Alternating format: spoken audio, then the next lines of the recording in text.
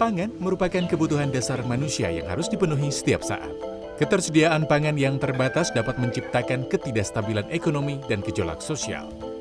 Berangkat dari pemikiran semua individu berhak mendapat bahan pangan berkualitas, Nisa warga Dipura mendirikan pesantren ekologi Atorik. Bersama sang suami, ia mengelola pesantren yang didirikan pada 2008 di Cimurugul, Kabupaten Garut, Jawa Barat dengan memberi santri ilmu agama sekaligus ilmu pertanian berbasis kearifan lokal. Di pesantren tersebut, santri tak hanya diajari ilmu agama, tetapi juga cara bertani dan pengolahannya. Para santri yang belajar di pesantren sudah terbiasa terjun ke sawah dan perkebunan untuk bercocok tanam.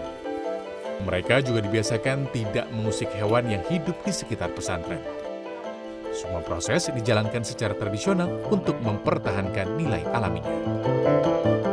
Nisa berusaha menghadirkan sistem pertanian yang tahan cuaca ekstrim, perubahan iklim, dan bencana gagal panen. Beberapa jenis tanaman yang ia tanam bersama santri antara lain legum, serelia, dan labu.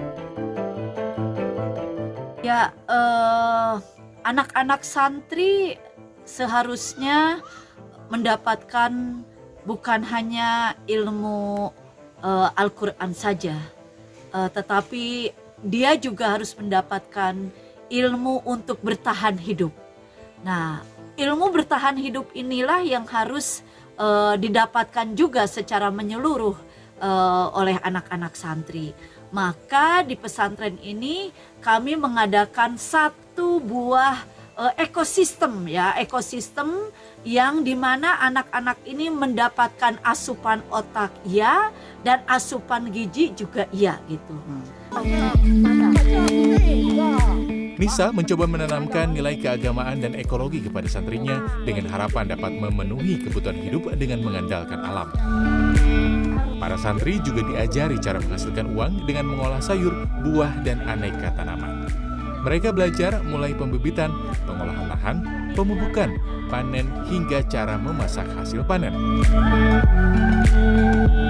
Produk pertanian Pondok Pesantren Ekologi Atorik bisa digunakan untuk mencukupi kebutuhan santri. Bukan hanya itu, produk pertanian yang dihasilkan juga mulai dipasarkan kepada masyarakat luas. Tak jarang konsumennya langsung datang untuk membeli.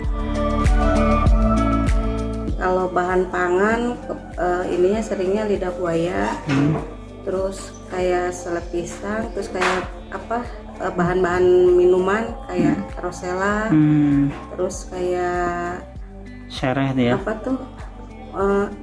Sereh, sama yang di rumah nggak ada kita cari di sini. Sekalian juga bisa belajar, bersilaturahmi juga dengan orang-orang sini. Nisa juga tak pelit membagikan ilmunya kepada masyarakat tentang cara bertani di halaman sendiri. Pondok Pesantren Ekologi Atorik yang dikelola Nisa warga Dipura menjadi salah satu contoh upaya mengelola pangan secara mandiri. Para santri pun mendapat pengetahuan kebutuhan hidup sehari-hari masyarakat bisa dihasilkan dengan berkebun di sekitar rumah tanpa modal besar. Deden Radian, Garut, Jawa Barat.